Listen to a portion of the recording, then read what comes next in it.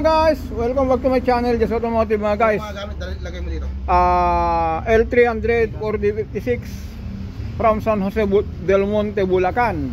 Issue mga guys, ito. One click pa naman, tahimik pa yung makina, pero ito ba? Oh.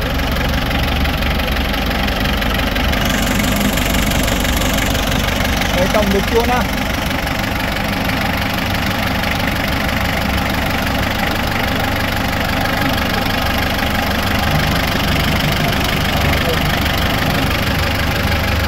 Meron na, pumunta na dyan si Mayon. Ayun, global. Ito talaga global. Ito yung... Ang gagawin natin dito mga guys, sana piston ring lang at saka liner. Kasi yung makina niya kung napansin nyo napakatahimik. Walang palag, pero yung under niya ulitin natin. Yun o.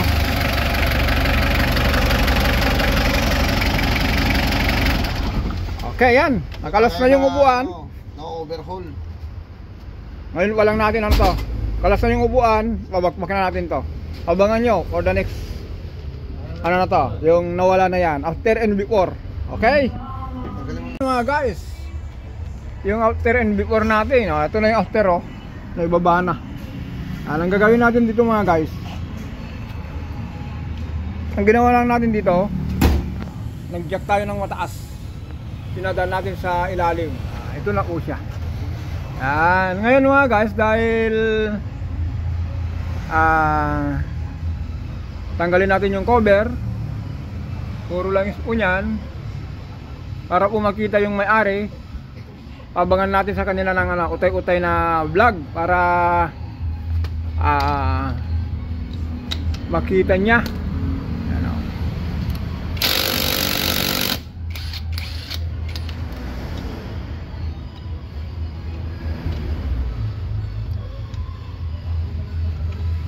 Tayo nag-aawak ng camera. Yan. Okay. Ayan tagas, taran. Bunutin mo to sir. Ito, bunutin mo to. Ang bilis mo naman. Yan, kumuha ka na sige, kumuha ka ng isang lagayan. Kumuha ka ng yung isang lagayan na ganito, yung galon, para isang pwesto, para hindi ma-misplace. Yan. Ayun mga guys, lakas ng tagas.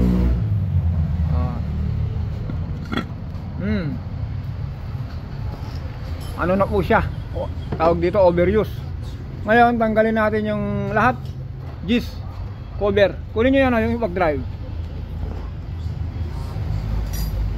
Yung malaking sir, yung malaking galon kung meron, punasan nyo yun para isang lagayan natin dito. Okay ito, isa-isa nyo to, ilagay nyo lang dyan.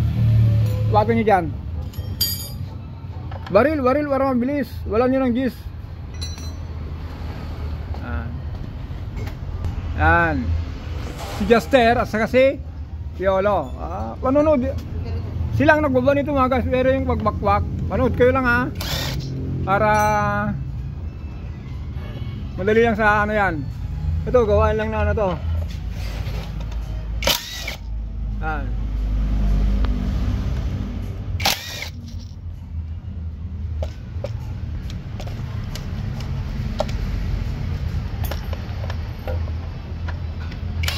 Ayan, tanggalin nyo lahat. Tapos kumuha kayo isang lagayan para hindi magkahiwalay. Bukas ang gagawin nyo rito, ilinis nyo lahat ito habang wala yung makina. Andali lang. Kasi ipapadala natin sa to. Okay. Yan. Yan grabe yung dumi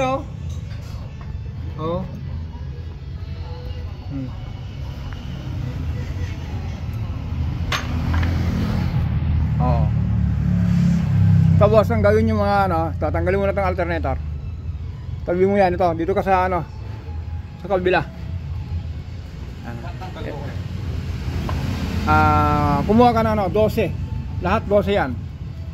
Yan. Before muna tayo mga guys, pagdating sa after, kung malinis na. Dito lang ako nagtataka bakit may langis. Tumagos kaya yan? Parang ngayon lang ako ng gumawa ng crankshaft na may langis dito sa dito sa diretso. Sige, sige, yan. Maluwag yata ah. O yung hawak mo ng kanang kamay, yung kamay ng yung hawak ng lalaki. O, baik yan. Ayun. O, kontrahin mo to. O. Tandaan nyo mga guys ha, ang ginawa natin dito, lang-jack tayo ng ano, lang-jack stand na malaki kasi nung gumagawa tayo ng truck, kailangan natin yan. Yan ang ginawa, kinabangan natin. Yung transformer natin, yung pangbaba ng engine, hindi natin yung ginamit. Pinadala lang natin sa ilalim. Yan. Kaya ito mga guys, ito yung gawin natin assignment ng ating mga kasama para malinis. Lahat ng tinanggal ko dito isang lagayan.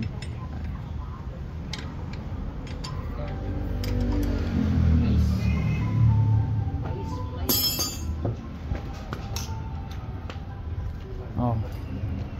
Bigyan ako ng 12. Bakit flies? Pambira 12. Ano ba dito? Ay wala, bilog pala. Ngayon lang ako nakita ng turilyong bayog na ganito. Gamit sa ano yan ah? Gamit sa, ewan ko, anong klaseng turilyo to? Bilog. Sige, try mo kung bakit, vice grip na lang, vice grip. Honda dyan ah.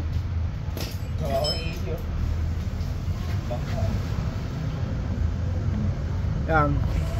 Gamitan natin yan, nagbabawal na technique, vice grip. Kasi ano to, bilog to.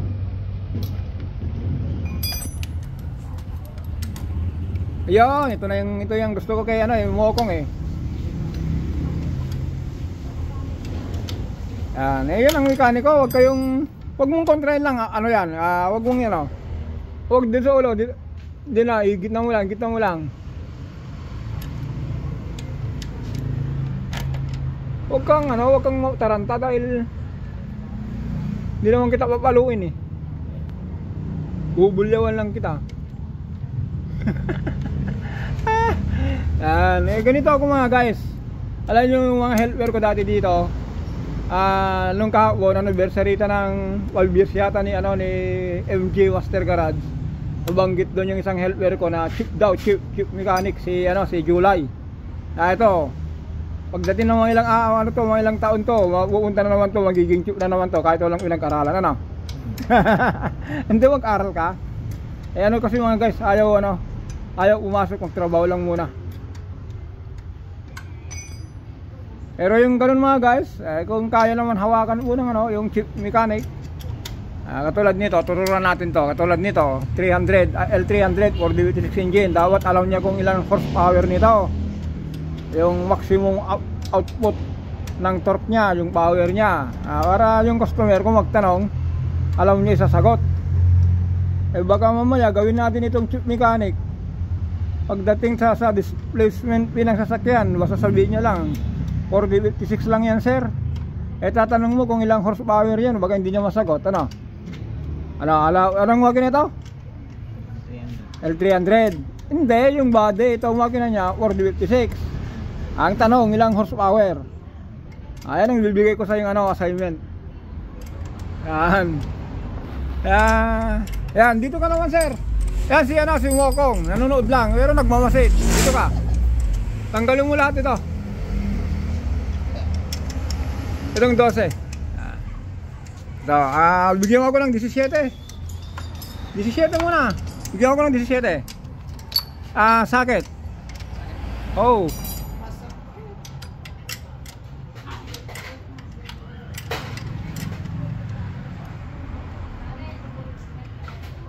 Ang gawin natin dito mga guys, himay-himayin natin. Ngayon po, kinalasan natin yung camshaft kung paano natin ibinoba.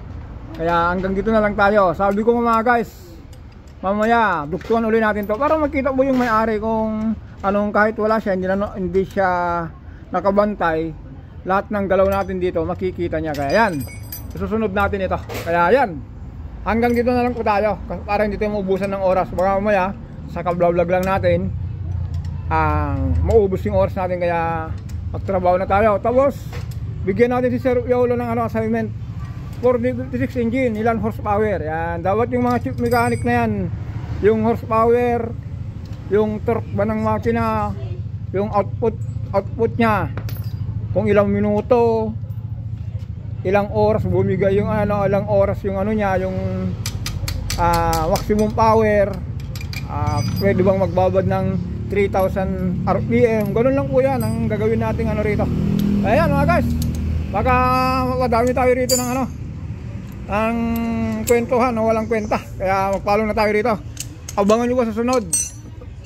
Babakbak natin kay Sir ano, Sir hello, si Pau at saka si